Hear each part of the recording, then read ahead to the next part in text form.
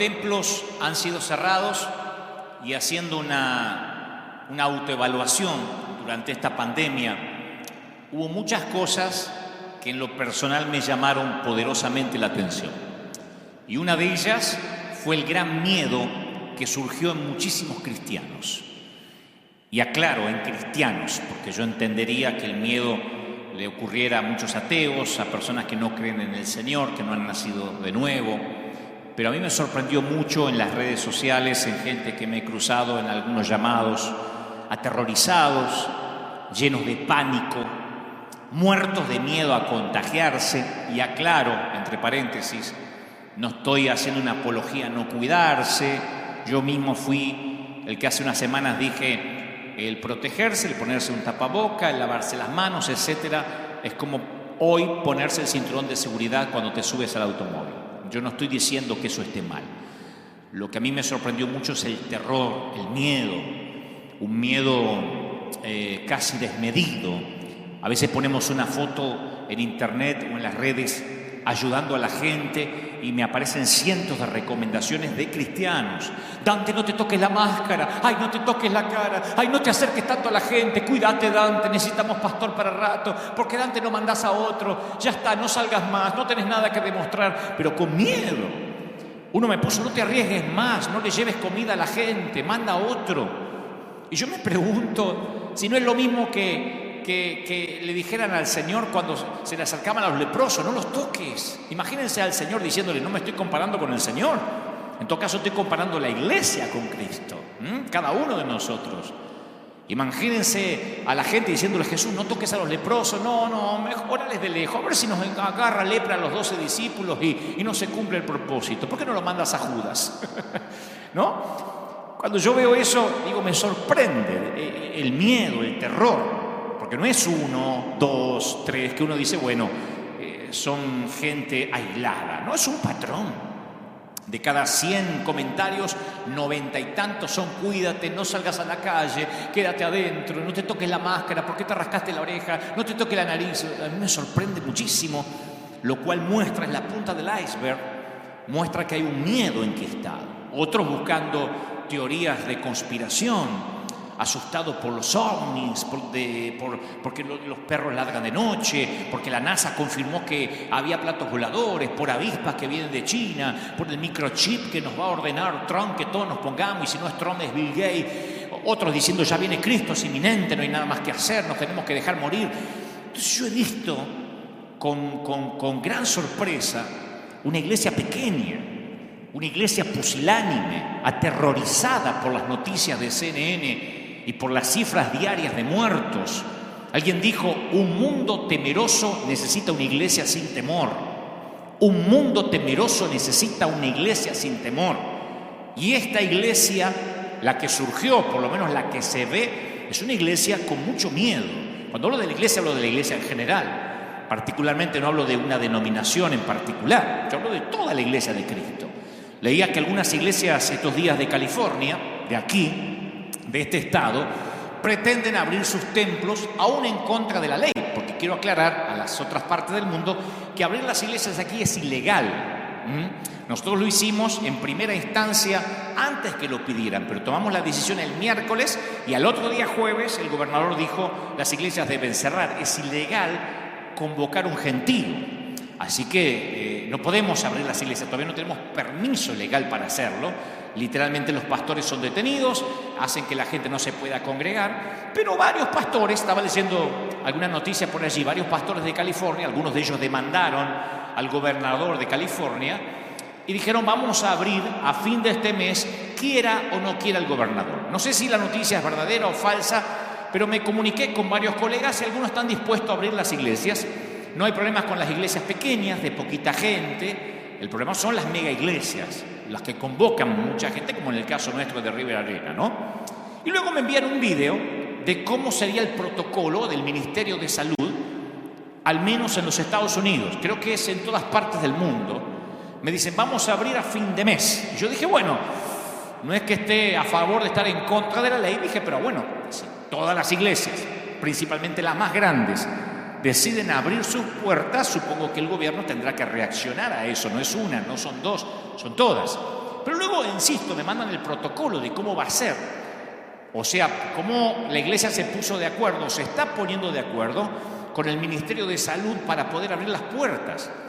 Y ahí me enteré que solo sería la tercera parte de la membresía los que pudieran entrar. O sea que si abrimos las puertas de la arena, tendríamos que nada más entrar la tercera parte, ni siquiera la mitad de la gente. O sea, nosotros que somos varios miles, tendríamos que sentar un promedio, no sé, pienso como gran cantidad, unas 300 personas separadas por 2 asientos alrededor, 2 asientos para adelante, 2 asientos para aquí, 2 asientos para aquí, ya ni siquiera uno, y 2 asientos para atrás. O sea, las iglesias pequeñas no tendrían mayor problema. Quien tiene menos de 100 miembros divide, supongo, el domingo en 5 servicios y la hace de 20. Pero en nuestros casos no podríamos decidir quiénes entran y quiénes no. ¿Cómo hacemos para decirle, bueno, usted va a entrar a las 10 de la mañana, usted va a entrar a las 11:30, usted va a estar... No puede salir la gente a la mañana a adivinar a qué servicio va a entrar. Deberíamos hacer mínimamente 15 a 20 servicios por domingo, lo cual sería imposible, no alcanzan las horas del día. Pero tampoco la logística, no es que yo no quiera trabajar. Los que me conocen saben que yo soy trabajador y si tengo que hacer 30 cultos lo saben. El tema es que no alcanza, la logística es imposible. ¿Cómo hacemos que entren 300 personas, queden 1000 afuera? Porque tampoco se pueden quedar afuera. Sería un caos. Aquí los supermercados, las tiendas están marcadas hasta los pasillos. ¿Quién va para aquella mano y quién viene en la mano contraria? O sea, uno no se puede cruzar con los carritos ni en los pasillos de un mercado. Así que ni siquiera podríamos tener las filas, no nos permiten tener filas afuera. Sería un caos también el estacionamiento. No está permitido en este nuevo protocolo por razones obvias la escuela dominical. Nos dicen la escuela dominical, imposible, este año no habrá escuela dominical. Yo no sé cómo serán nuestras iglesias, pero aquí las familias tienen muchos niños. Tenemos niños. Las familias tipo son de 4, de 5 chicos, de 2 bebés, niños de todas las edades. Aquí albergamos por servicio de 600 a 700 niños por servicio. O sea que estaríamos hablando de 1.500 niños aproximadamente que no pueden entrar. ¿Qué hacen los padres? O sea, los niños quedan excluidos en esta nueva normalidad de la iglesia. Los ancianos tampoco pueden venir a la iglesia por seguridad. El nuevo protocolo es que los ancianos no pueden venir. Si usted tiene más de 60, 70 años, considérese que está casi por morir o que podría morir. No venga a la iglesia. O sea, si tienes determinada edad, no puedes venir. Esto va a complicar hasta algunos pastores, ¿no? A ancianos de la iglesia, a personas que son los pilares, los que respaldan, los que oran. Hay que decirle, no venga más a la iglesia. Yo tengo en mi equipo pastoral pastores honoríficos que tienen determinada edad. Hay que decirle, no, usted quédese en la casa a ver si se muere. O sea que cuando Joel profetizó que en los postreros días los niños iban a profetizar y los ancianos soñarán, se ve que no tuvo en cuenta la pandemia. Se ve que Joel estaba un poco desactualizado cuando profetizó el Espíritu Santo a través de él. O lo que es peor, el Espíritu Santo estaba desactualizado. El protocolo del Ministerio de Salud dice que está bien, abramos las iglesias, pero no puede haber contacto físico. O sea, no podemos imponer las manos a ningún enfermo. Se ve que cuando el Señor dijo, impondrán sus manos y sanarán, se le escapó el COVID-19. Si hay alguien que me dice, pastor, óreme, yo tengo que decir, no, a ver si nos contaminamos, vamos presos. A ver si se me pega algo. Imagino a un leproso que dijo, si quieres puedes sanarme. Sí quiero, y lo tocó el Señor. Hoy no podemos imponer manos a nadie. Yo no soy un gran imponedor de manos. Siempre lo aclaro, no es que acostumbramos a que todo el mundo pase el altar, pero me preocupa. No digo abrazarnos, pero me preocupa que como pastor tenga prohibido poder bendecir a alguien o imponer las manos sobre la frente de una persona para orar. Y lo que más me choqueó, tenemos que medir la temperatura corporal en la puerta a la gente y al menor indicio que estás enfermo o te duele algo, no puedes entrar a la iglesia que predicamos sanidad. Y te tienes que volver a casa. O sea, que en lugar de poner ujieres a dar la bienvenida y esperarte con un boletín o con una flor o lo que sea, vamos a poner a ujieres con termómetros. Y si tienes un poquito de fiebre o cara de enfermo, te tengo que mandar de vuelta. No puedes entrar a la iglesia donde se predica sanidad. Entonces, ¿de qué vamos a predicar? Yo me siento un hombre sin oficio, sin profesión, sin llamado, con esta nueva normalidad. No podemos orar por los enfermos, porque si estás enfermo no puedes entrar a ver si tu enfermedad contagia a los demás. Esto puede sonar una rebeldía, una apología. No, yo estoy diciendo porque bajo estas condiciones River Church no quiere, no queremos, no va a funcionar. Estoy esperando a ver qué van a hacer con los equipos grandes de fútbol, de básquet, de handball, con las grandes corporaciones multimillonarias que manejan millones de dólares, porque aún así ellos no pueden operar. Jugarán sin gente, no sé cómo lo van a hacer, como ya empezó en Alemania, pero así no puede funcionar una iglesia, porque que nos digan que no podemos orar por los enfermos, que si está enfermo se tiene que pegar la vuelta, que los niños y los ancianos no pueden entrar, es como decir, vuelve el fútbol pero sin pelota. Vuelvan pero sin Biblia. Esa es la peor persecución de la historia. Esa es la conspiración abierta. Esto sin contar que debemos adorar a Dios todo el servicio y hasta predicar con tapabocas. Y el coro tiene que estar todo separado. Los cantantes con tapabocas. Los músicos separados con un acrílico, como en jaulas de acrílico. Y limpiarnos, claro, los zapatos con cloro en una palangana en la puerta. Si creen que estoy exagerando, Dios sabe que no.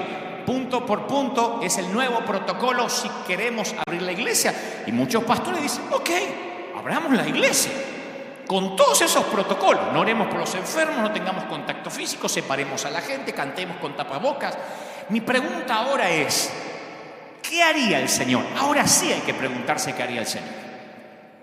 Porque cuando nos dijeron, tomen precauciones, cuando nos dijeron, esperen porque esta pandemia va a llegar a su pico, hay que bajar la curva, todos obedecimos porque somos ciudadanos de bien. Pero cuando eso se transforma en miedo, el miedo lleva o deviene en control. El miedo permite el control del César. Y yo me pregunto si no estamos dándole al César lo que es de Dios. Se decía que el César era divino en los tiempos del Señor. Las monedas romanas tenían acuñada la imagen del César. Y la inscripción decía Divi Filius, o sea, decía Hijo de Dios. La inscripción de la moneda decía que el César era el Hijo de Dios. Y cualquier israelita consagrado no llevaba esa moneda, porque violaba el mandamiento de no tener imágenes forjadas lejos del Dios que está en los cielos. Y Herodes puso de sumo sacerdote a un colaboracionista, a alguien que estaba inherente al poder, y Roma guardaba la llave del lugar santísimo del templo, y el sacerdote tenía que ir a pedírsela a Roma para entrar una vez al año. Se nos escapa este detalle. Herodes guardó la llave del templo. El gobierno trató de poner bajo llave a un reino que ellos no podían gobernar. Herodes quiso poner, bueno, lo intentó, poner bajo llaves a un reino espiritual. Y un día se acercan al Señor y le dicen, maestro, estos que siempre vienen con las preguntitas trampa. Sabemos que eres un hombre íntegro y que enseñas el camino de Dios de acuerdo a la verdad, que no te dejas influir por nadie. Primero, como dicen en mi país, le doran la píldora, ¿no? Le pasan la manito para querer tocar el ego del Señor, no sabiendo que el Señor ya sabía lo que ellos cavilaban en sus corazones. Sabemos, Señor, que tú no te fijas en las apariencias, así que danos tu opinión. ¿Está permitido pagar los impuestos al César o no? No es simplemente una pregunta técnica, como aquí en Estados Unidos pagamos al IRS, en Argentina le pagamos a DGI, en España le pagamos a Hacienda. No, aquí había algo más profundo. Un tal Judas, no el Judas que aparece en la Biblia, no los Judas que lleva el nombre, uno de sus libros lleva el nombre, un libro lleva su nombre, ni tampoco el traidor, otro Judas, había hecho una revuelta por los impuestos cuando Jesús era jovencito. Y Roma lo crucificó con sus 2000 seguidores, dejando las cruces como advertencia de los que se negaban a pagar los impuestos. Así que si Jesús decía sí, paguemos al César, se declaraba como un saduceo, como un colaboracionista, como parte de la integración. Si decía no, Roma tenía disponible otra cruz. Y entonces el Señor dice: hipócritas, ¿por qué me tienden trampas? Muéstrame la moneda para pagar el impuesto. No se pierdan ese detalle. Un detalle que se nos suele escapar. Jesús dijo: muéstrame la moneda. No la conocía. No tenía esa moneda. Porque no creía que el César tenía derecho a que se lo adorara. Y menos una moneda que dijera hijo de Dios. Y es ahí cuando dice la declaración que iba a cambiar el mundo. Denle al César lo que es de César. Y a Dios lo que es de Dios. Y cuando Jesús dijo eso, a diferencia de lo que se cree, que estaba intentando quedar bien con uno y con el otro, como decimos en la jerga, con Dios y con el diablo, porque algunos creen que Jesús ahí, bueno, quedó en la mitad, cumple con Dios y cumple con el gobierno. No, ese es el Jesús domesticado por Hollywood, a pedido de ciertas religiones que necesitaban a alguien que compitiera con Gandhi o con el Dalai Lama. Cuando él dice dar al César lo que es del César y dar a Dios lo que es de Dios, en realidad le estaba firmando su sentencia de muerte. Porque para Roma, decir que había cosas que no eran del César era traición. Todo era del César.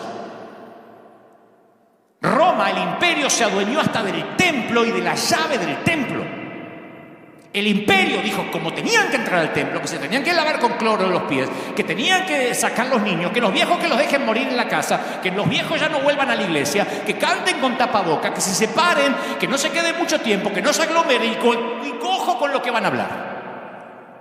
Porque en el imperio todo era del César, o por lo menos eso intentaba. Así que en este caso yo tengo que decirle al imperio, la iglesia no es de ustedes.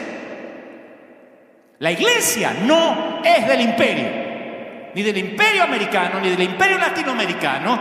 La iglesia no es del Ministerio de Salud Mundial. La iglesia no pertenece a ninguna organización. La iglesia le pertenece a Cristo. No nos pueden decir cuál va a ser la nueva normalidad. No me pueden prohibir orar por los enfermos. Si yo tengo que volver a abrir las puertas de la iglesia impidiendo que los enfermos entren aquí, yo no tendré iglesia. Predicaré de otra forma, saldré a las calles. Pero no podemos tener una iglesia e impedir a la gente enferma que entre para que el sano no se contagie. Proverbios 29:18 dice: el temor del hombre pondrá lazo. Y un lazo es una trampa.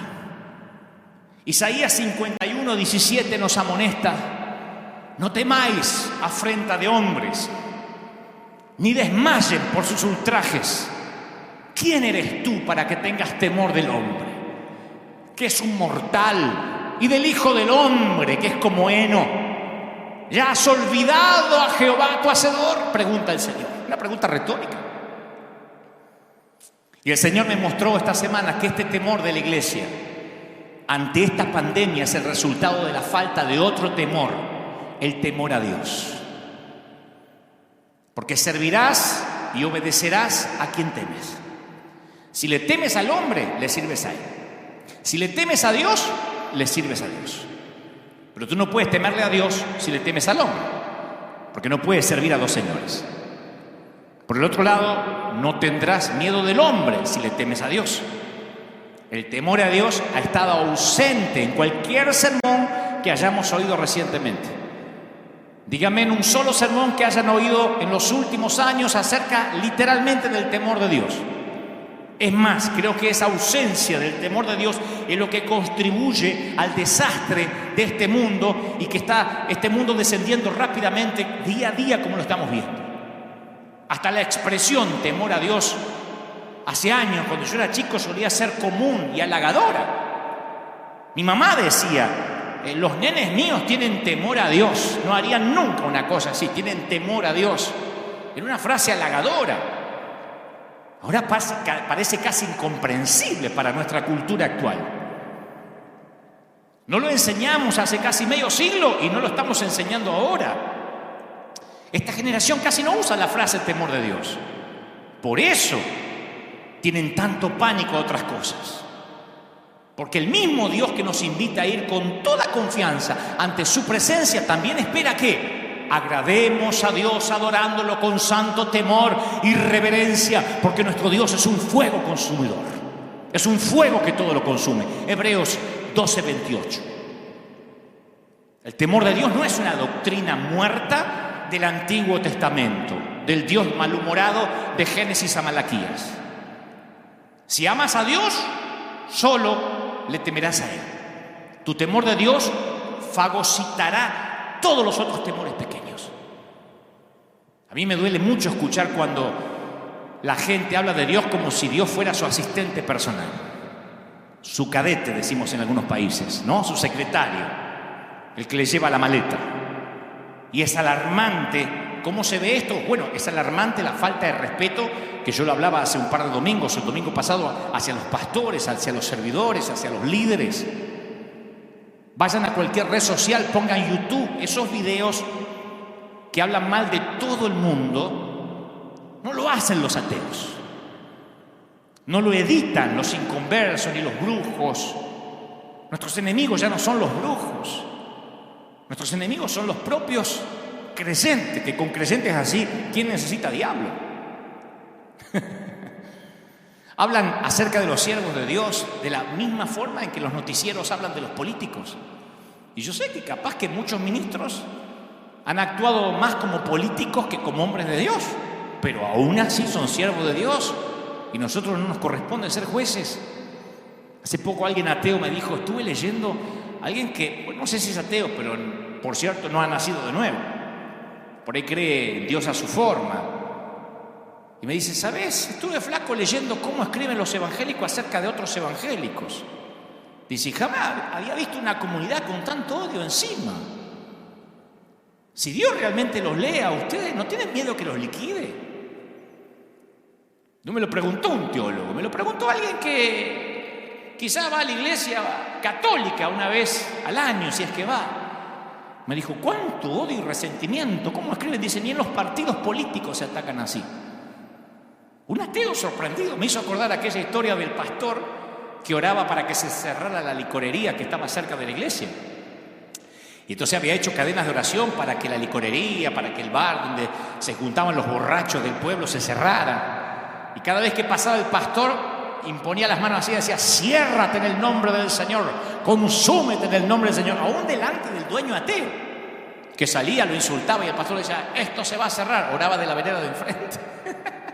Y un día, en una tormenta, la tormenta eléctrica, cae un rayo encima de la licorería y le quema todo el bar, todo el negocio. Y el dueño se acordó de las oraciones del pastor. Y entonces le hace una demanda, lo lleva a la corte. Lo lleva a la corte, dice, se me quemó el bar, la licorería, porque cayó un rayo, porque el pastor oró para que eso pasara. Y el pastor dijo, no, este caso lo tengo ganado.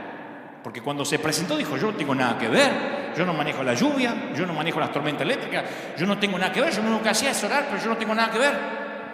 Y el juez dijo, esto es increíble. Tengo ante mí a un ateo que cree en el poder de la oración y a un pastor que no cree que su oración haya producido algo. Yo siempre me acuerdo de esa historia, cuando un ateo me dice, increíble ustedes, ¿no tienen miedo que Dios los liquide? Porque creo que hasta hasta los que no conocen a Dios tienen más temor de Dios que muchos que sí lo conocemos. Cuando le tenemos temor a Dios, respetamos las personas y los siervos que Él pone.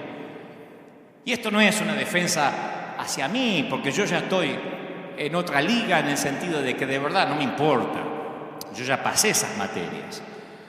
Pero a veces me apena como muchos consiervos son atacados, como la gente puede ser tan visceral para hablar. David no levantó su mano contra el rey Saúl, aún después de que Saúl matara a 85 sacerdotes del Señor. Imagínense, si mañana sale un pastor y mata a otros 85 pastores.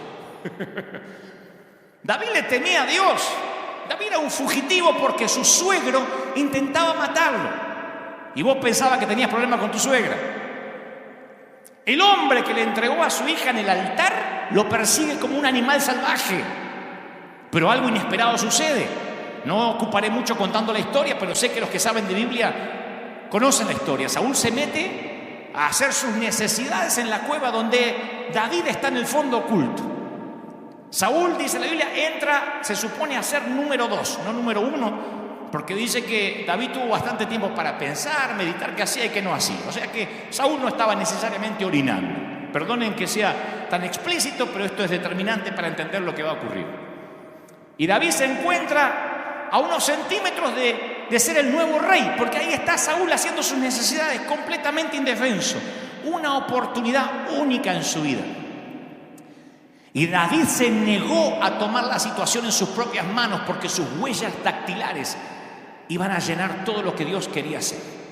Y cuando ponemos nuestras huellas dactilares sobre algo, es que estamos tomando las cosas en nuestras propias manos en lugar de ponerlas en las manos de Dios, porque no le tememos. Cuando no tenemos temor de Dios, ponemos nuestras manazas encima, abrimos nuestra bocaza. Cuando yo recuerdo los momentos más decisivos de mi vida, los momentos en que Dios me bendijo más, los puntos de inflexión donde yo pasé de un nivel a otro, son aquellos en los cuales no aparecen mis huellas dactilares por ninguna parte. Solo Dios abrió las puertas. Que el Señor me libre de hacerle daño al rey, dijo David. No puedo alzar la mano contra él porque es el ungido del Señor. David no respetaba tanto a Saúl, sino la unción que había caído sobre él. El mismo aceite que cayó sobre su cabeza había caído sobre la cabeza de Saúl. De este modo David hasta contuvo a sus hombres y no les permitió que atacaran a Saúl, su enemigo, que lo perseguía como un animal salvaje. David solo le cortó el borde de su manto. Y ese momento es tan épico como cuando enfrentó a Goliat. Esto debería estar en las ilustraciones de los libritos de la escuela dominical, porque es más difícil no matar a Saúl que matar a Goliat. Matar a Goliat es un acto de poder que sí podía hacer. No matar a Saúl es un acto de fuerza de voluntad. Por temor al Dios que lo ungió, no hacer lo que sí podía hacer. No hacer lo que sí podía hacer. Y la fuerza de voluntad es la forma más pura del poder. La cruz es un ejemplo de esa clase de poder. Porque el poder de Jesús era impresionante. Sanaba enfermos, resucitaba muertos. Pero lo que me dio vida eterna no fue la resurrección de Lázaro. Lo que a mí me dio vida eterna fue no fue lo que él podía hacer. Lo que me transformó fue lo que habría podido hacer, pero decidió no hacer. ¿Me explico? Dijo Jesús: ¿crees que no puedo acudir a mi Padre? Y al instante no pondría a mi disposición más de 12 legiones de ángeles. Una legión romana era una unidad militar que constaba de 6.000 soldados. Jesús estaba diciendo que si quería, hacía así, y su Padre le mandaba 72.000 ángeles a su favor. Eso no es solamente amor. No fue el poder del imperio romano lo que mantuvo a Jesús en la cruz, fue su fuerza de voluntad. El Señor se deleita en los que le temen, dice el Salmo 147:11. Génesis 20 cuenta la historia de la mentira de Abraham en cuanto a su esposa Sara. A algunos se les perdió esta historia, pero ahí están las escrituras. En un momento Abraham tiene miedo y afirma que Sara era su hermana en lugar de su mujer. El problema es que estaba entre gente peligrosa y tenía una esposa muy linda. Y él creía que el rey Abimelech lo iba a matar para agregar esa esposa a su harén, por lo que Abraham miente, esperando que el engaño le salve el pellejo. Y Sara se salva de la deshonra solamente porque Dios se le aparece en sueños a Abimelech y le revela la verdadera identidad, que era la mujer, no la hermana. Y entonces Abimelech se enoja y quiere que Abraham le dé una explicación. Le dice: ¿por qué, Abraham? Che, ¿por qué? Bueno, no sé si dijo che, pero capaz que empezó ahí el acento argentino. ¿Por qué me engañaste? Y Abraham dice una frase que a mí me conmueve hasta el día de hoy. Te engañé porque ciertamente yo sé que este es un lugar donde no hay temor de Dios. No le tenemos miedo a lo que no conocemos. Si no conoces a Dios, no le tienes temor. Por eso los pequeños tocan el fuego la primera vez. Los nenes todos hemos tocado una estufa caliente alguna vez. La gente que no conoce a Dios es lógico que no le tenga temor.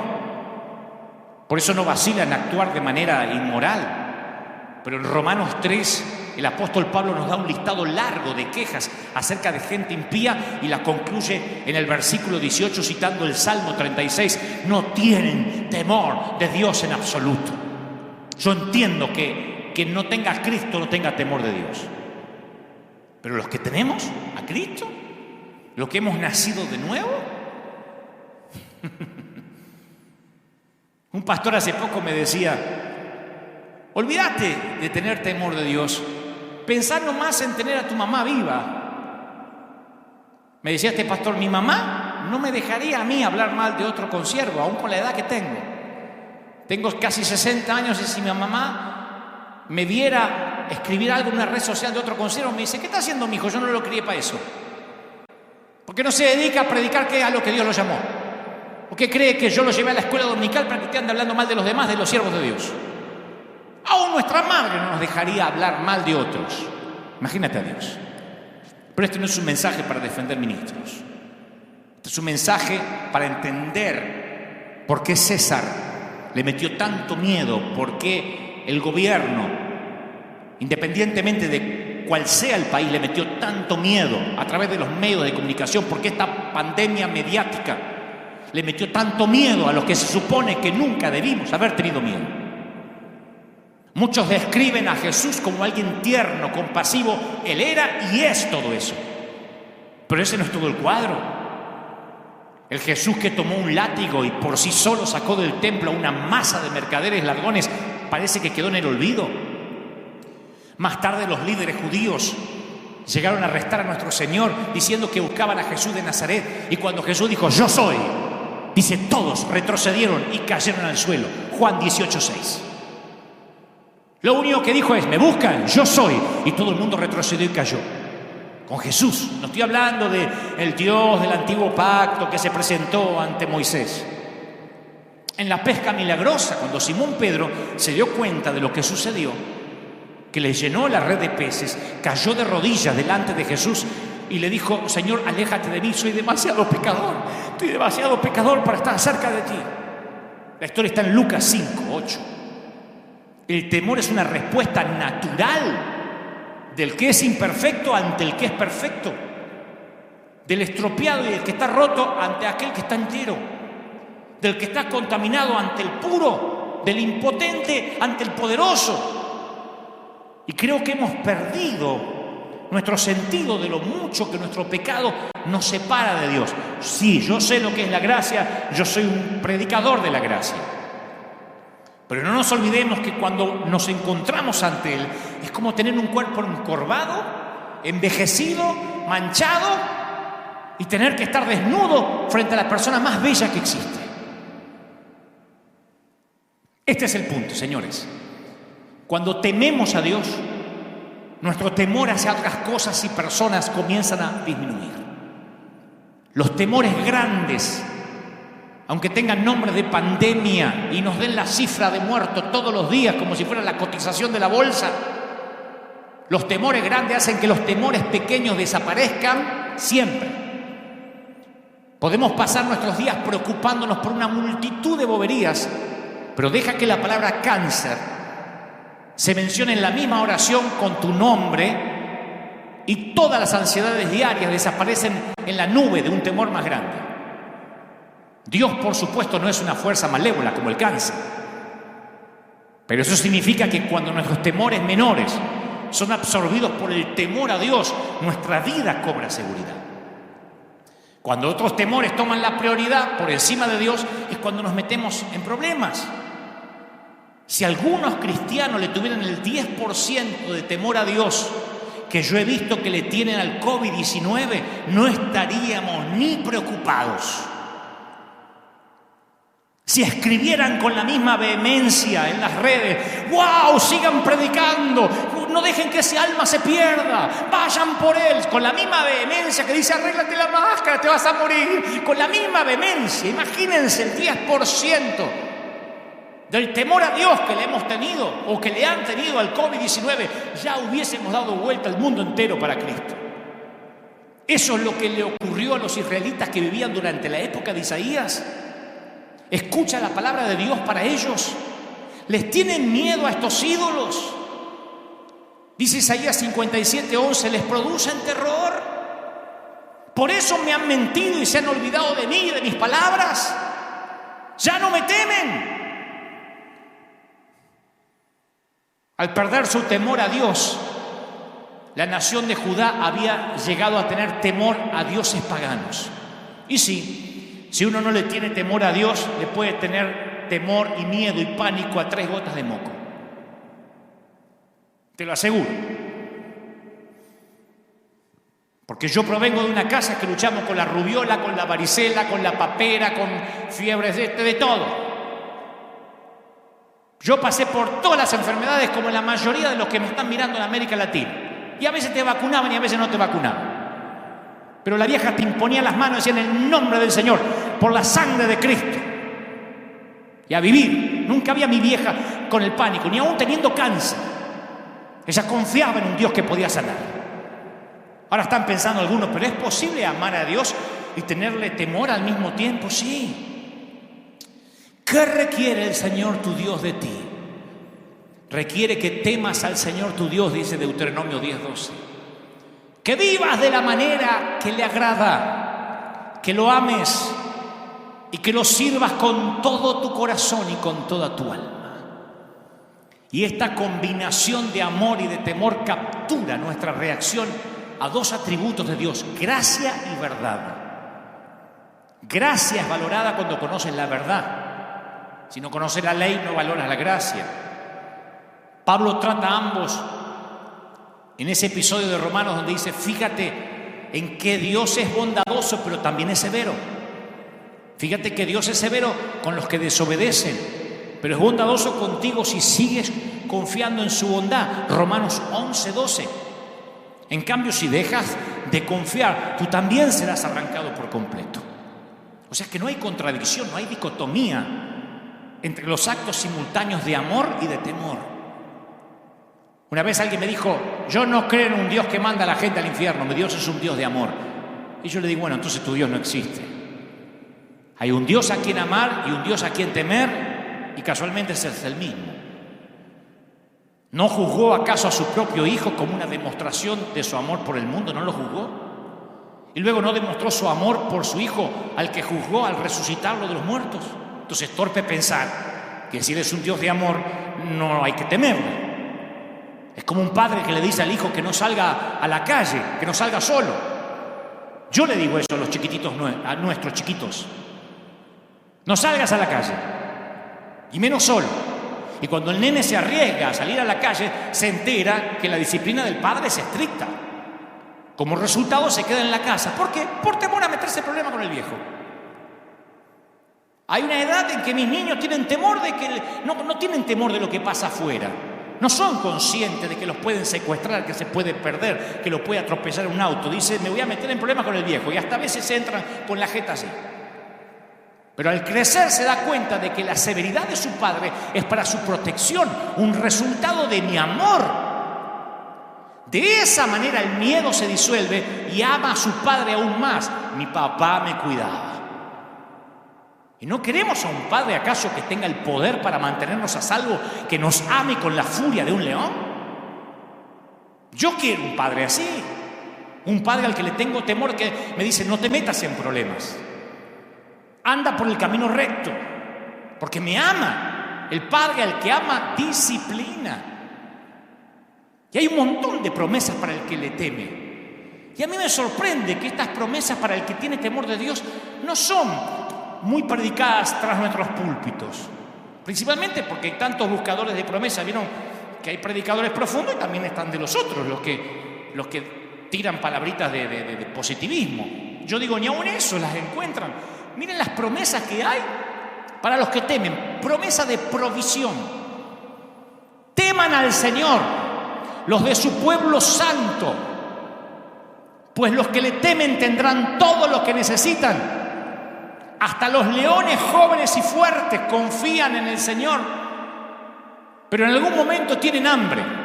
A ustedes no les faltará ningún bien. Salmo 34:9.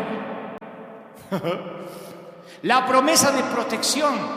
El Señor vela por los que le temen, por aquellos que confían en su amor inagotable.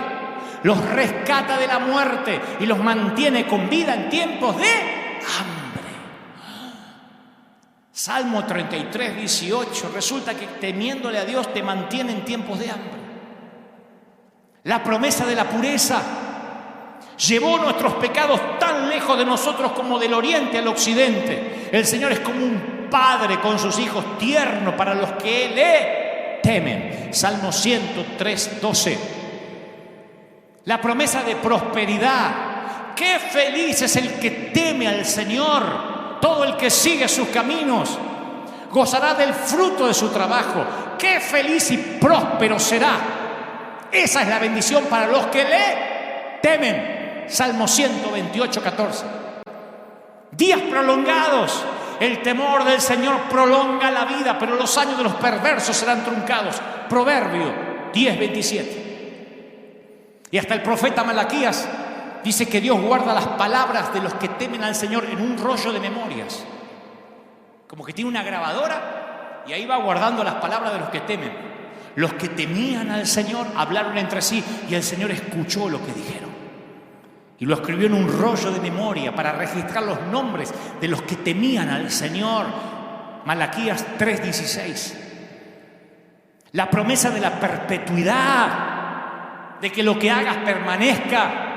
Oh, si tuvieras un corazón así, si estuvieras dispuesto a obedecerme y a temerme, entonces te iría bien a ti y a tus hijos. Deuteronomio 5, 29. Yo digo, ¿por qué no predicamos más acerca del temor de Dios cuando tantas promesas son inherentes? Ocurren. No hay que orar por prosperidad, no hay que orar por perpetuidad, no hay que orar por nada, casi teniendo temor de Dios. Hay que orar por amor. Ahora, ¿es posible aprender a tener temor a Dios? La Biblia dice que sí podemos. Cuando Él se preparaba para darle su ley a Israel, le instruyó a Moisés y le dijo: convoca al pueblo que se presente delante de mí y yo mismo los voy a instruir y aprenderán a temerme. Y le enseñarán a sus hijos para que me teman. Deuteronomio 4:10. Qué lindo que nuestros hijos tengan temor de Dios.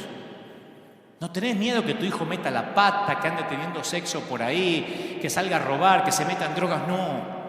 Mi hijo fue criado en el temor de Dios. Antes de hacer algo, él tiene temor de Dios.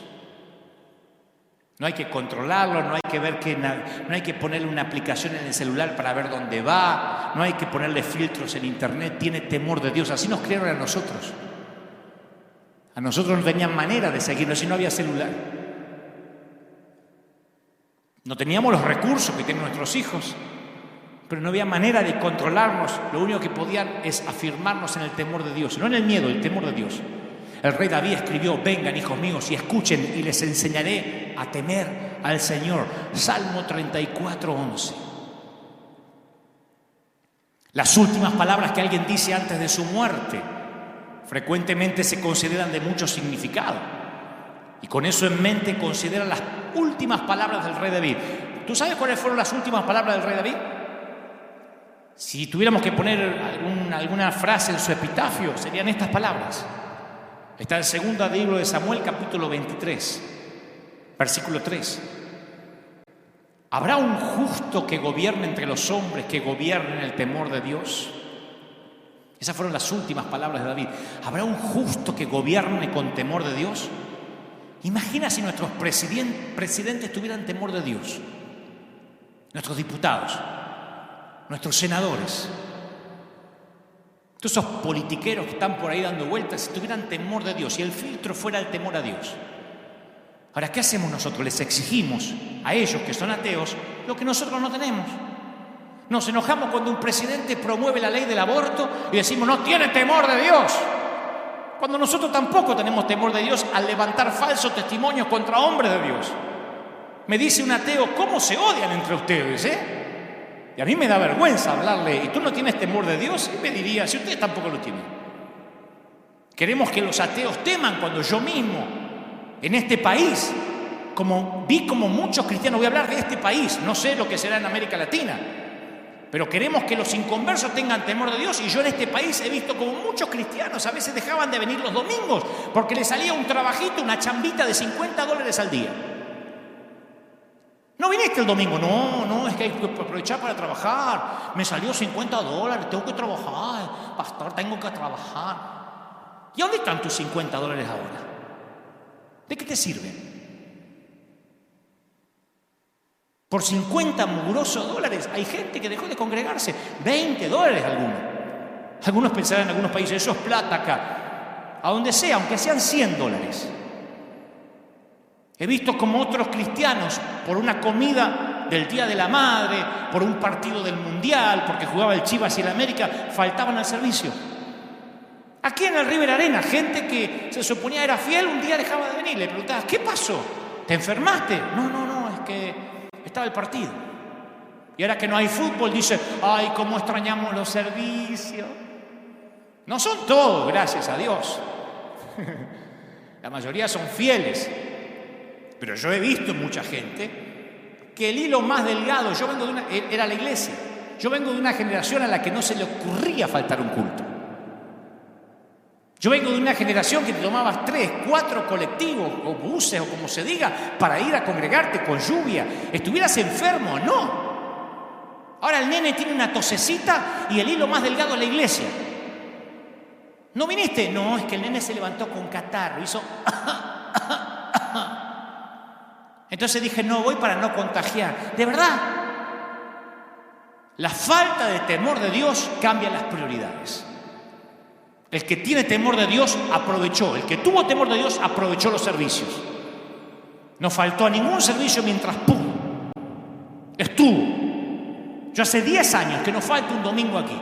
Y si alguna vez no llegué, que fueron 2 veces, es porque estaba haciendo un superclásico en Argentina y por razones horarias no tenía avión para llegar. Y estuve aquí cada domingo con dolor de muelas, con piedras en los riñones, con fiebre. La gente ni se enteró. Siempre aquí con una sonrisa.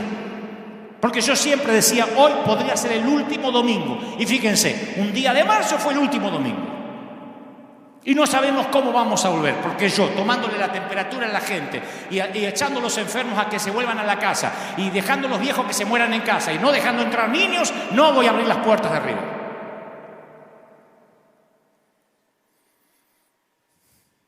Te sorprendería saber que ese temor que estoy hablando de Dios jugó un papel importante a lo largo de la historia de la iglesia. Las épocas de espectacular avivamiento espiritual siempre se iniciaron con una renovación del temor a Dios. Vemos evidencia de esto en Hechos capítulo 5. Un hombre y su esposa traen una ofrenda de una parcela de terreno que habían vendido. No era la cantidad total que habían recibido de la venta, pero ellos quisieron que pareciera de esa forma. Nadie les pidió traigan el total. Hubiesen dicho trajimos la mitad de la venta y quedaban como señoritos ingleses. Pero los tipos dijeron, traemos la mitad y vamos a hacer de cuenta que traemos todo para parecer buenos ante la vista de otros creyentes. Y honraron la apariencia sobre la verdad. Y no tuvieron temor a Dios, le tenían temor al hombre, al líder. Trajeron la ofrenda, mintieron y cayeron muertos. Está en el Nuevo Testamento, en la nueva dispensación de la gracia. Murieron porque mintieron en la presencia de la gloria de Dios. Y dice, y vino un gran temor sobre toda la iglesia y sobre todos los que oyeron estas cosas, Hechos 5:11.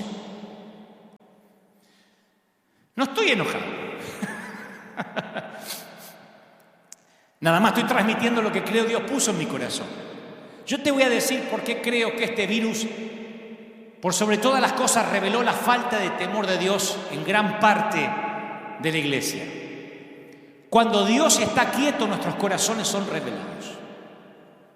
Y Dios estos días, estas últimas semanas, parece haber retenido su gloria para probarnos. ¿Somos reverentes aun cuando su presencia no se manifiesta?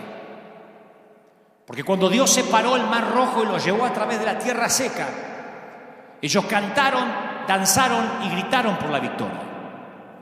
Sin embargo, unos pocos días después, cuando su tremendo poder no era aparente y la comida y la bebida escaseaban, se quejaron contra Dios.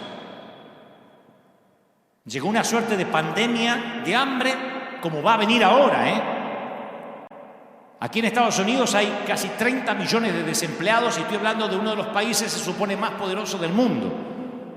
Prepárate, iglesia, porque viene una pandemia de hambre. Ya hay una pandemia de suicidios, de femicidios.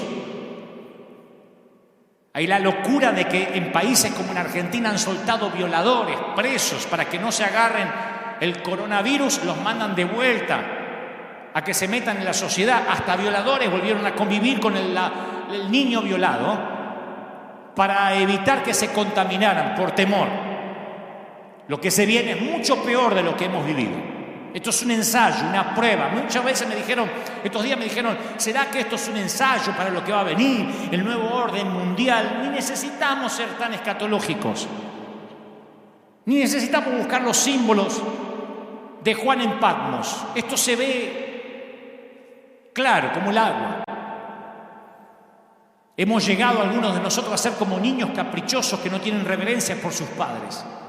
Y si nosotros no crecemos en el temor del Señor, corremos el riesgo de llegar a tratar como algo común las cosas que Él considera santas, como Ananías y Zafira, esta pareja que murió por tomarse como ordinario las cosas que eran puras.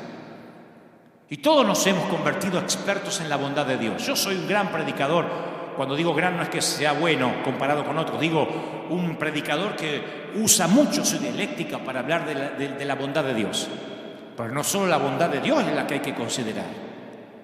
Una persona que solo considera las bondades y la gracia de Dios abandona el temor y le gana el orgullo y la mundanalidad. De la misma forma que el que solo se queda atrapado en el temor de Dios y no en su amor, entonces cae en el legalismo.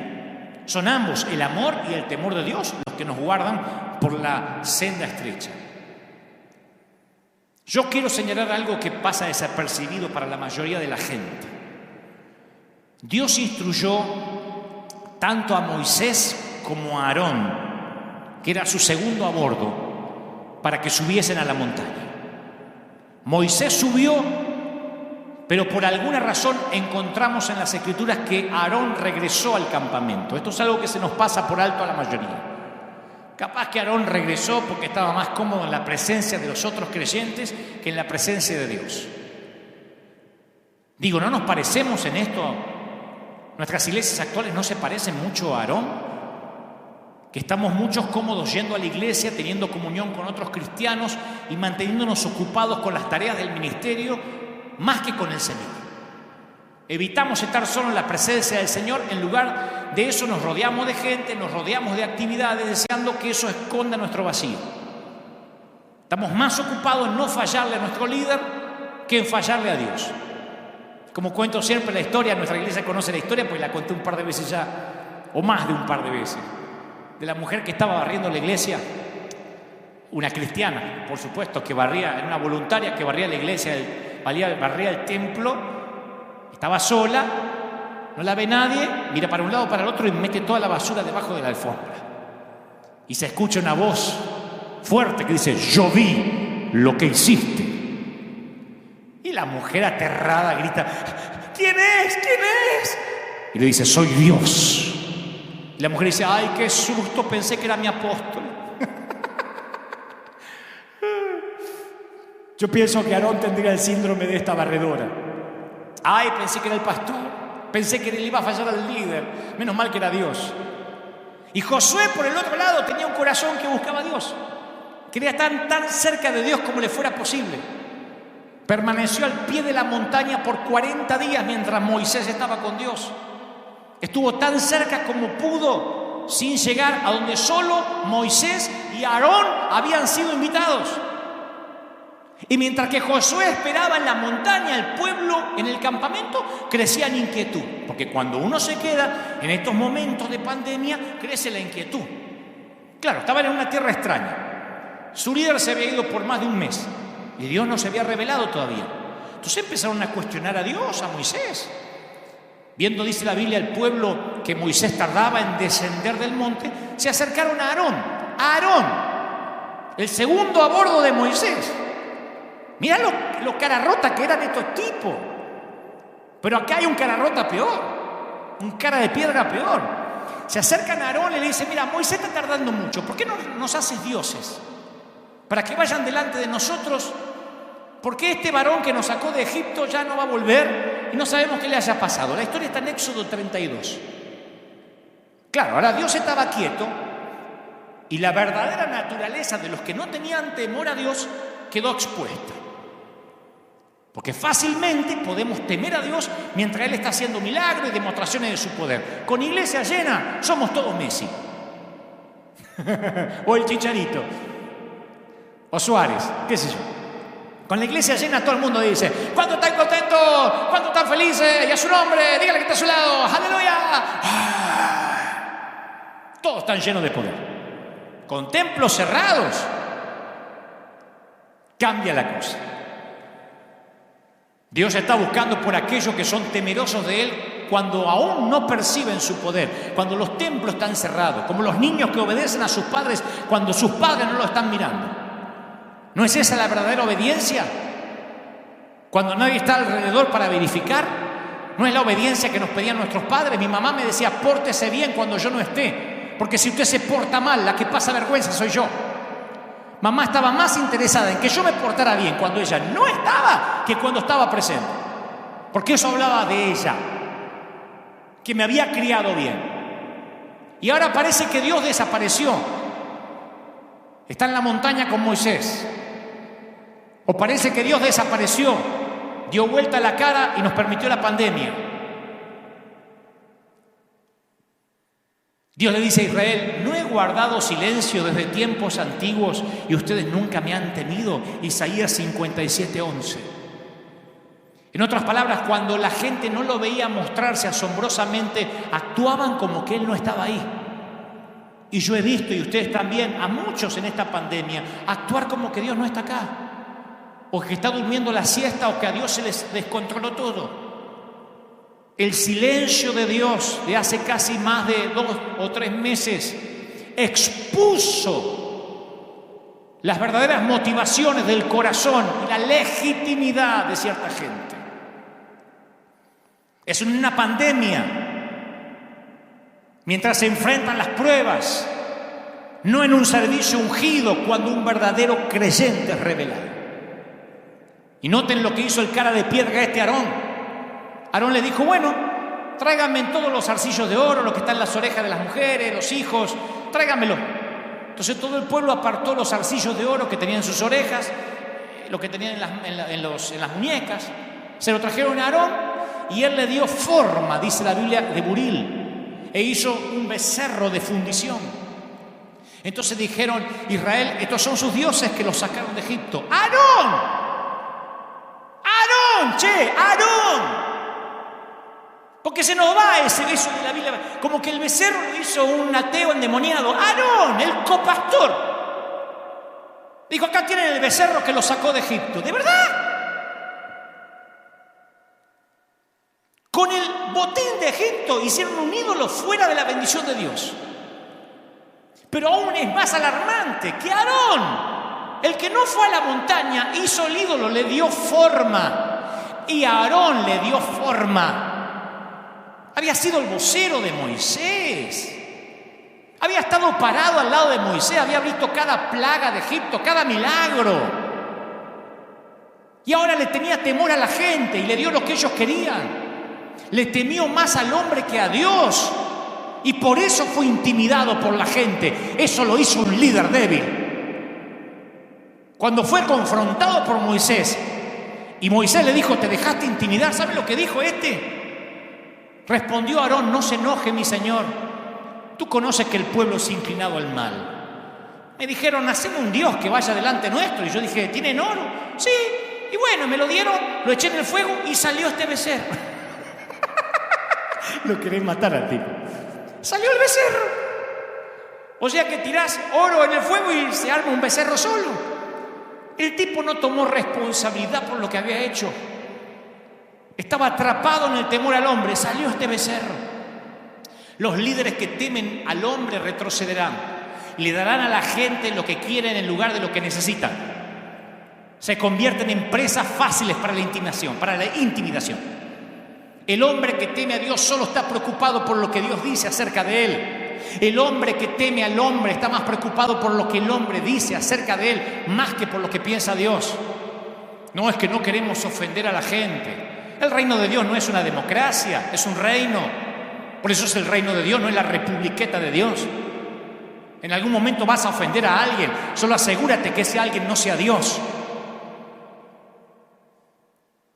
Quizás los hombres de David se ofendieron porque David no mató a Saúl cuando lo tenía en la cueva ahí, haciendo número 2 y posiblemente estreñido de vientre. Porque tuvo tiempo hasta de cortarle parte de su túnica.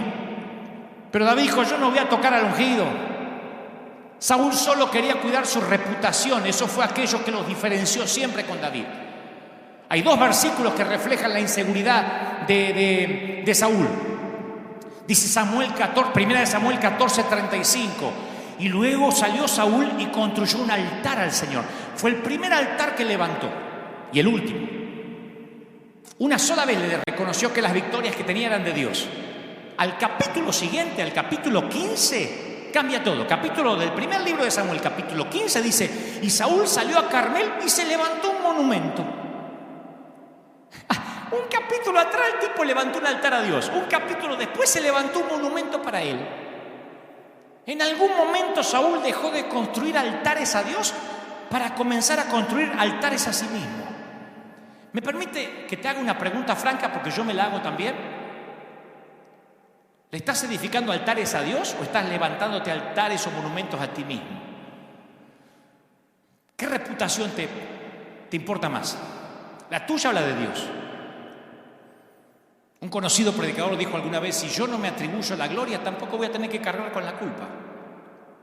Es una manera maravillosa para ser líder. Así, yo tengo muchos defectos, pero así yo lidero acá hace 10 años.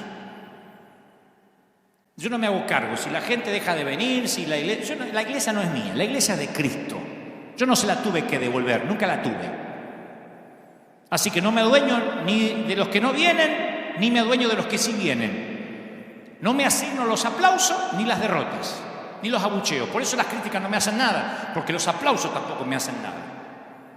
La mayor de las libertades consiste en darnos cuenta que no tenemos que demostrarle nada a nadie, solo a Dios. Fue eso lo que hizo de David un hombre conforme al corazón de Dios.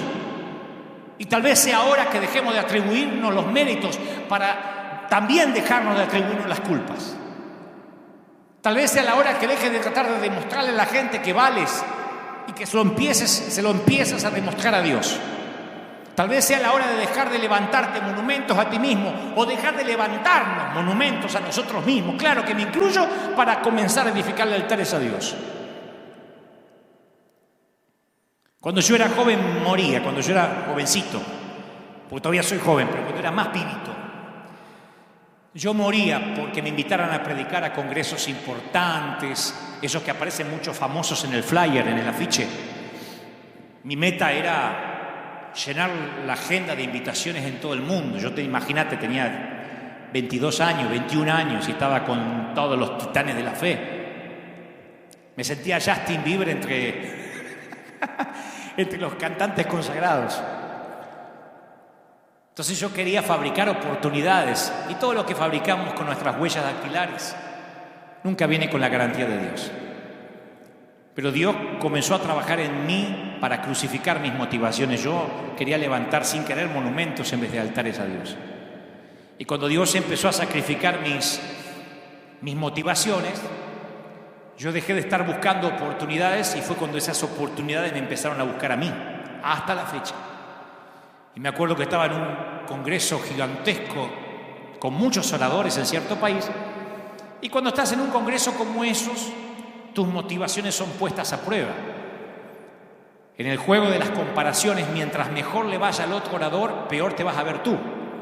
Mientras peor predica el otro, mejor te ves tú. Es espantoso, pero si el otro dice: no estuvo tan bueno, me gustó más Dante, es como que eso te acaricia el ego. Si dice: Dante estuvo bueno, pero el que vino después, ¡qué unción! Entonces, si eres inseguro, te toca, ¿no? Yo siempre, sin querer, no quería que al otro le fuera demasiado bien. No que le fuera mal, porque tampoco le vaya muy bien, porque me dejaba mal parado, yo estaba empezando. No me gustaba estar a la sombra de alguien. y codiciaba los elogios de la gente por mi inseguridad.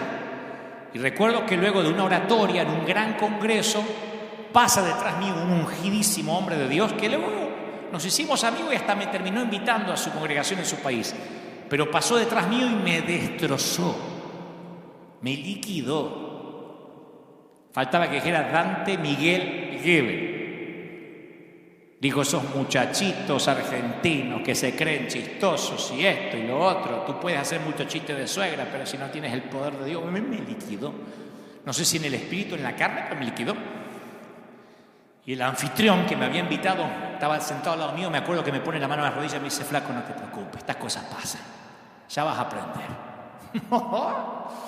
Menos mal que aprendí cuando tenía 21. Y ahora que tengo 3 de viejo, ahora que tengo unos años más, ya aprendí. La raíz del temor del hombre es el amor a uno mismo. Cuando amas tu vida, buscas salvarla. Entonces serás intimidado por cualquier cosa que te amenace. Otro orador, una cuarentena, un virus, lo que sea. Una persona que le teme al hombre ofenderá al único que no ve a fin de no ofender a los que sí ven. Ofenderá al único que no ve a fin de no ofender al que sí ve. Jesús exhortó, amigos, no tengan miedo o temor a los que matan el cuerpo, porque nada más pueden hacer. Ahí está, ese es el versículo clave para la pandemia. No tengan temor a los que matan el cuerpo, porque es lo único que pueden hacer. Yo les enseñaré a quien deben temer, Lucas 12:4. Temed a quien después de haber quitado la vida tiene poder para echarte en el infierno. Sí os digo, a ese temed. Más clarito, manzanitas. Voy a terminar con esto. Contrastaré rápido a 2 reyes.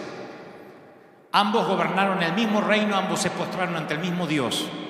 El mismo cuerno de aceite los ungió a los dos. Uno fue rechazado por Dios y el otro estimado por Dios como un hombre conforme a su corazón. Y al contrastar la vida de estos 2 monarcas, uno ve la diferencia entre el temor de Dios, quien temía a Dios y quien temía al hombre. Hay uno de los incidentes más dramáticos y menos estudiados de la Biblia. En la vida de Saúl es una escena memorable y olvidable. Memorable para los que lo leemos, pero deberíamos olvidarla. Saúl había estado reinando por 2 años. Como en la mayoría de las posiciones, su periodo de luna de miel no reveló su verdadero carácter. Como los presidentes cuando recién suben al gobierno, nadie los critica porque no sabe qué decir la oposición todavía. No tomó medidas de gobierno, 2 años es muy nuevo. Pero con el paso del tiempo las motivaciones empiezan a exponerse. Y dice la Biblia que mientras que Saúl estaba en Micmas con sus prestigiosos guerreros, los filisteos se reunieron para pelear contra él. En 1 Samuel 13:5. Era el ejército más fuerte que Saúl había enfrentado. El enemigo tenía 30.000 hombres, 6.000 hombres a caballos y la multitud era comparada a la arena que está a la orilla del mar. Enfrentar 30.000 carros es como enfrentar en la actualidad 30.000 tanques de guerra. Era una vista intimidante para Saúl. Y atemorizados, los soldados de Saúl empiezan a desertar, se meten en las cuevas, en las fosas, en los peñascos, en las rocas, en las cisternas. Estaban abrumados. Y Samuel había recibido una orden del Señor, el profeta, diciéndole que no haga nada, no ataque ni se defienda hasta que llegue él, que era el profeta, y presente una ofrenda. Saúl lo espera 7 días, conforme al plazo que Samuel había dicho, pero como Samuel se tarda en llegar y el pueblo le desertaba bajo presión, Saúl se hace el sacerdote, ofrece el holocausto por su cuenta y llega justo Samuel y dice, ¿qué estás haciendo? Y Samuel le dice, ¿qué estás haciendo? Y Saúl dice, no, mira. Y fíjense la respuesta de Saúl. Le dice, no, es que yo vi que el pueblo me estaba desertando y que tú no venías dentro del plazo que me dijiste. Y están los filisteos enfrente. Y me dije, van a descender contra mí. Y yo no imploré el favor de Jehová. Me forcé y ofrecí holocausto. O sea, hizo los sacrificios para hacerse aparecer bueno ante la gente y trató de parecer espiritual con Samuel diciendo, me forcé. En realidad, él reaccionó y cayó dentro de una trampa de intimidación. Una de las cosas más difíciles es esperar en Dios, especialmente cuando no está haciendo nada, esperar en Dios. Esto es particularmente cierto ahora. Cuando Dios pareciera que no está hablando, realmente está haciendo algo. Por eso le digo a nuestra iglesia, continúen obedeciendo la última orden hasta que cambie. Mantente en tu posición, soldado. Lo diré otra vez a toda la iglesia de River, manténganse en sus posiciones.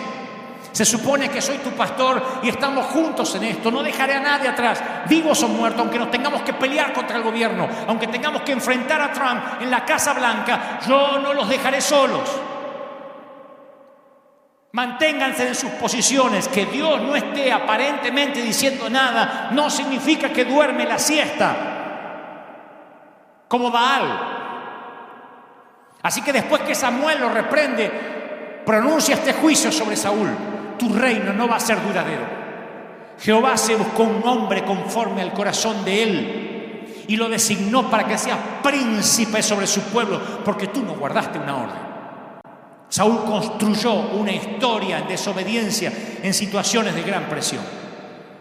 En otro incidente parecido, se dio a los deseos del pueblo de tomar el botín de guerra de una ciudad que Dios había ordenado destruir totalmente. No quería perder nunca el favor del pueblo. Yo he pecado, dijo Saúl, y quebranté las palabras porque consentí la voz del pueblo. Y Samuel dice: pero otra vez, Saúl, escuchando al pueblo. Y más adelante dice: sí, yo sé, yo pequé, pero por favor, hónrame delante de los hombres. Primera de Samuel 15:30. Cabezón, hónrame delante de los hombres. Sí, yo pequé, pero por favor, no me retes delante de la gente porque pierdo intención de votos. Yo pensé que la dictadura empezó un poco más acá, en Cuba o en Venezuela. Repetidamente Saúl transgredió porque tenía miedo al hombre. Y esto sucede con frecuencia con líderes que son inseguros. Muchos en estas cuarentenas se han sentido completamente solos. Creo que Dios permite que esto suceda. Y Él no lo provoca porque no es el autor del mal. Yo lo dije desde el primer mensaje que hablamos de la pandemia. Pero Él se refrenará de intervenir porque tiene un propósito en estos tiempos de desesperación. Y a propósito del César en los tiempos de Roma, yo estuve pensando mucho qué vamos a hacer como River, porque yo me considero un hombre que teme a Dios. Entonces tuve que ver en las Escrituras, en los tiempos de Roma, cuando el Señor dice: al César lo que es del César, a Dios lo que es de Dios. Lo dijo cuando eso era una declaración de guerra, porque todo se suponía era del César. Había tres maneras de reaccionar ante el gobierno del Imperio Romano. Los celotes, que decidieron rebelarse, ir contra la ley. Ellos querían derrocar a los romanos por la fuerza. Eran terroristas, disidentes del gobierno de facto. Y los metían presos por faltar a la ley y no impactar a nadie. Yo no voy a ser un celote en este tiempo. No me voy a hacer meter preso. No voy a permitir que por una torpeza mía, por infringir la ley, termine arruinándose un propósito divino. No en este momento. Había otra manera de reaccionar en los tiempos de Roma: los esenios. No se los menciona en la Biblia, pero en los libros históricos se los reconoce a los esenios como la comunidad que se retiró por completo para tener una vida de pureza. Dormían en cuevas, tipo los menonitas. Eran austeros, creía que ellos iban a heredar el reino a través de la pureza. Tampoco impactaron a nadie. El Señor no fue un esenio, y yo tampoco pretendo ser uno. No me voy a retirar. Yo no voy a correr y meterme en una cueva hasta que esto pase. Estaban los saduceos, la tercera manera de reaccionar, que se integraron al sistema muertos de miedo. Ellos estaban interesados en el reino, aquí y ahora, lo que podamos. Si no puedes vencerlos, únete a ellos. Y trabajaban como cobradores de impuestos, mostraban lealtad al César, cambiaban de Dios. Esos no tenían problemas. Le decían: a partir de ahora no entran más ancianos a la iglesia. Perfecto. No queremos niños, está bien, no habrá niños.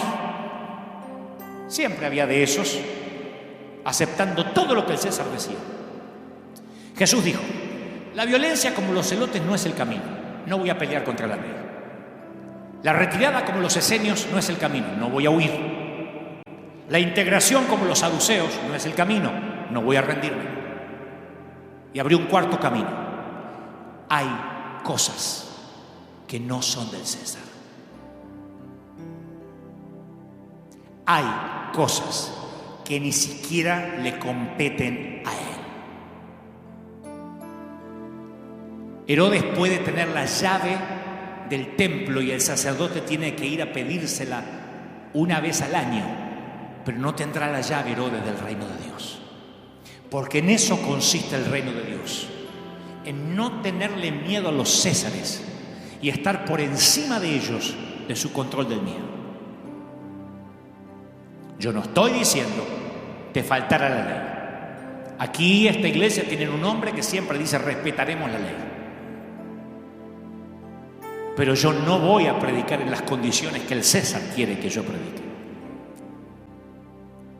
Yo voy a pelear por los derechos del reino de Dios. Esto no es una republiqueta, esto es el reino. Hay un monarca y hay un rey. Y no es la primera vez que voy a pelear. Porque cuando llegamos a esta arena, se levantaron todos los políticos que tenemos aquí al frente, en el City Hall. Se levantaron todos los politiqueros, los fiscales, había un montón de políticos que dijeron: ustedes no pueden operar. Los concejales, ustedes no pueden operar.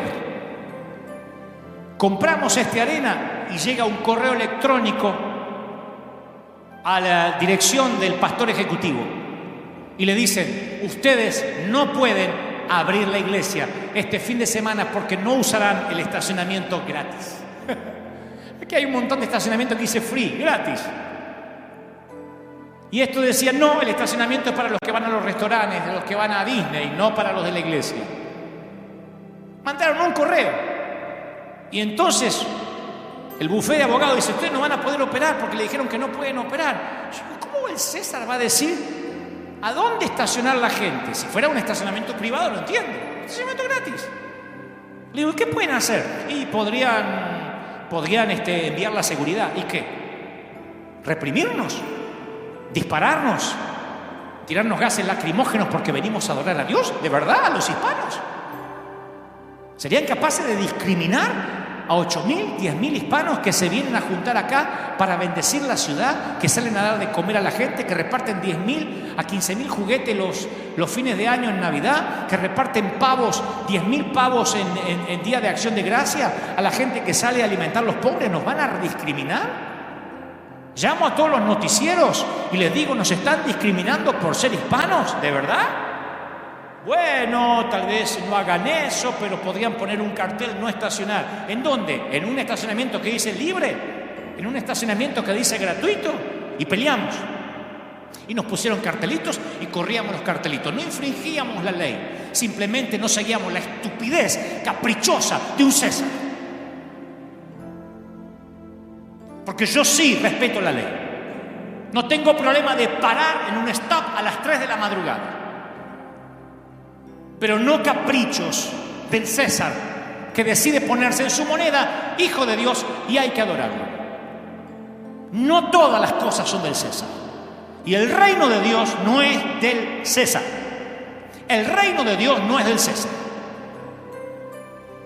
Entonces yo los incito a una revuelta en oración, a un ayuno dirigido a algo, a una oración dirigida. No solamente ayúdanos que no me agarre el coronavirus, me juró con tu sangre los dinteles de la puerta. No tengas miedo. Y no me escriban más, que no me arriesgue más, porque yo prefiero en todo caso morir ayudando a la gente, porque Dios me llamó a predicar, a servir, no a ocultarme, muerto de miedo, con la cola entre las patas. Me voy a poner la mascarilla, me voy a poner los guantes, lo hago. Pero si algo hago mal o me contagio, igual habrá sido un placer combatir en el ejército de Dios. Hasta los samuráis dicen que no hay deshonra en la derrota. Ni siquiera hay deshonra en una buena derrota. Pregúntenle a los mártires de la iglesia si consideraban deshonra el dejarse ejecutar, decapitar, crucificar a causa de Cristo. Iglesia, levantémonos en oración. No sé qué harán los otros consiervos. Si pondrán cloro en la puerta, si le tomarán la temperatura a los enfermos, si no dejarán entrar los viejos y los niños. Nosotros vamos a operar cuando podamos operar de la manera en que Dios nos mandó a operar. Y si no nos permiten operar con una multitud, si yo no puedo imponer las manos a los enfermos aquí, si tengo que echar a los enfermos que no entren, entonces cerraremos el templo y yo saldré a las calles. Y haremos otra vez las iglesias bajo los árboles, porque así empezamos nosotros, así nos forjamos. Nosotros nos hicimos fuertes, éramos esclavos y nos transformamos en soldados en el desierto, señores. Desierto es mi segundo nombre. Yo no le tengo miedo al desierto, soy un piloto de tormenta. Así que no me van a poner condiciones ridículas.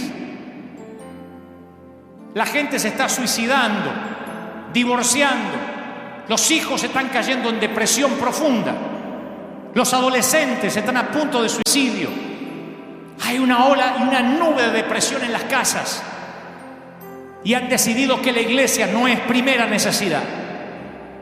Si la iglesia no es primera necesidad, no me digan que el fútbol lo es. No me digan que la licorería lo es. En este país Target no es primera necesidad, pero lo es la iglesia. Lo es la iglesia. Y River Arena es un templo que ha sido abierto 24 horas, 7 días a la semana, 365 días al año, y no ha cerrado y no va a cerrar si alguien quiere buscar consejería. Está bien, nos reunimos multitudes. Pero escúchame, César, el reino de los cielos no es tuyo. Tú no entiendes de esto. Yo estoy por sobre ti, porque yo sirvo al rey, porque yo soy un embajador del Rey de Reyes. Y voy a acatar las normas gubernamentales, no las normas de las cuales no hay precedente ni jurisprudencia. No hay precedentes. ¿Sabían que cuando esta pandemia empezó, nosotros salimos a la calle sin preguntar? Algunos dirán, ¡qué locura! Pero yo dije, si ponen cuarentena, me consta que hay gente rica que vive de los ahorros. Que hay gringos que dicen, tendremos que echar mano a los $100,000 guardados para la universidad de la niña. Pero me consta los hispanos que viven al día, del cheque a cheque. Acá en la iglesia hay gente que corta el pasto, hay gente que limpia, hay gente que trabaja en un taller mecánico y los mandaron 40 días, 50 días, 60 días sin trabajar. ¿Qué come la gente? Que los matan de hambre. Los meten adentro para que se mueran de hambre. Presidentes ridículos diciendo que los mayores de 70 deberían morir. Yo tengo un padre de 94. Tú no vas a matar a mi padre. Tú no decides sobre la muerte y sobre la vida. Mi papá tiene 94 años y está predicando y hablándole a los ancianos como el de Cristo. Salió en televisión hace poco en Argentina. Así que nadie me venga a decir a qué edad se tiene que morir la gente. Nadie va a asignar a los viejos a las casas que se mueran en sus residencias sin poder acceder a un hospital. Nadie va a decidir cuáles son las prioridades de los enfermos y decidir que le pondrán un respirador a uno de 40 y se lo negarán a uno de 70. Nadie decidirá sobre la muerte y sobre la vida. Solo Dios.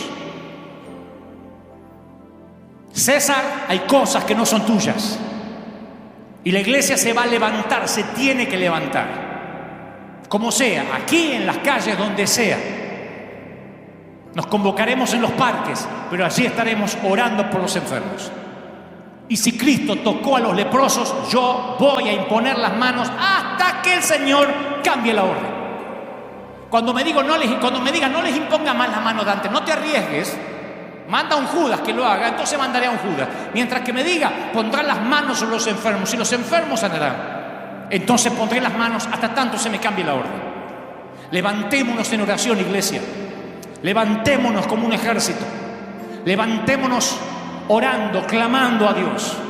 Yo también quiero abrir las puertas del templo. Me encanta predicar con gente. Pero no lo haré bajo las condiciones del César. Vamos a pelear por los derechos del reino. Vamos a decir que Dios nos mandó a ser esenciales.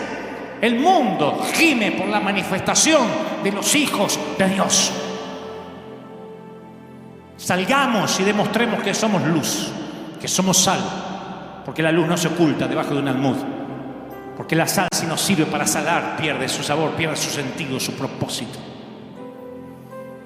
Oro por los que están por primera vez, oro por los que se sumaron hace poco. Te incito a una revuelta de oración.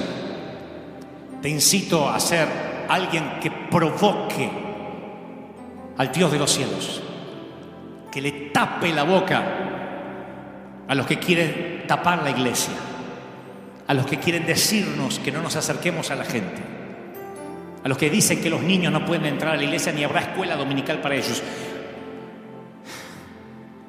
Vamos a orar. No saben lo que ocurre cuando 2 o 3 se ponen de acuerdo en un mismo propósito. Yo no sé si la pandemia es todo mentira, parte de verdad. No entraré en ese detalle, no me corresponde ahora. No sé si es verdadera, me consta que hay gente que vio partir a sus seres queridos y hay muchos muertos, y hay otros tantos que puede ser conspiración, no lo sé. Al cabo es irrelevante a lo que estamos hablando. Nosotros salvamos vidas. Cuando la pandemia comenzó, dijimos, salgamos a salvar vidas, salgamos a dar de comer a la gente, y salimos. Y alguien me dijo, ¿y si nos detienen? Que nos lleven presos por darle de comer a la gente. Diremos a los noticieros, tenemos comida. Y nos están metiendo presos por ayudar a los que se están muriendo de hambre. Yo golpeo las puertas, yo no mando gente, yo golpeo las puertas de la gente. Y acá te sale una mamá con 5 chiquititos, así, una escalerita, que te dice, ay, trajo leche, ay, mis nenes no comen hace 3 días. Anda a explicarle que la cuarentena, el nuevo orden y para que no contagiar. Si yo tengo con mi nene que se muere de hambre, yo salgo a trabajar de lo que sea, aún a riesgo de que yo me agarre el virus. Reaccionemos, iglesia. Las cosas ya no van a ser como antes. Esto no va a volver a la normalidad como antes. El mundo ha cambiado tal como lo conocemos. Y si nosotros le tenemos temor al hombre, nunca le tendremos temor a Dios. Pero si le temes a Dios, no le tienes miedo a más nada. Padre, gracias por esta mañana. Bendigo tu salida, tu entrada, tu acostarte, tu levantarte. Gracias por estar ahí. Suelto esta palabra profética a los rincones del mundo, a las 4 esquinas del mundo. Suelto esta palabra para que un viento de otra parte llegue, para que la gente reaccione. No tengas miedo. Iglesias, salgan a bendecir. Los que sí pueden, los que no están en cuarentena, los que se abrieron parcialmente, vayan, pidan permiso o salgan a dar de comer a la gente. Y si hay que correr un riesgo, ¡córranlo! Pero no se muevan de la asignación que Dios los puso. Somos un ejército, no somos borregos asustados. Somos un ejército. Ejército del escuadrón divino. Comandantes en jefe del escuadrón divino. Batallón del ejército de Dios. Firme, no aflojen. No se muevan de ahí hasta nuevo aviso. Que Dios te bendiga. Que Dios te guarde. Que Dios haga resplandecer su rostro sobre ti. Gracias, que me dicen que hay miles y miles conectados. Sea la palabra soltada. Y que el COVID fair termine. Que el miedo termine. Y que quede solo el virus. Lo cual no es nada. Hemos luchado con gripes, con pestes amarillas, hemos luchado con pestes peores. Lo que nunca habíamos vivido era una pandemia mediática como esta. Y en el nombre del Señor nos levantamos como iglesia y decimos, ¿dónde está muerte tu aguijón y dónde sepulcro tu victoria? No tengas miedo, Dios está contigo. No le tengas miedo a lo que puede matar el cuerpo, dijo Jesús. Teme a aquel que te puede enviar al infierno. A ese temer. Y si temes a Dios, no tendrás miedo a nada más. Chao, que Dios te bendiga. Ahí están las vías de comunicación para que se conecten con nosotros, para que este río sea más profundo y llegue más lejos que nunca antes. Dios te bendiga. Hasta la próxima, aquí desde River Arena.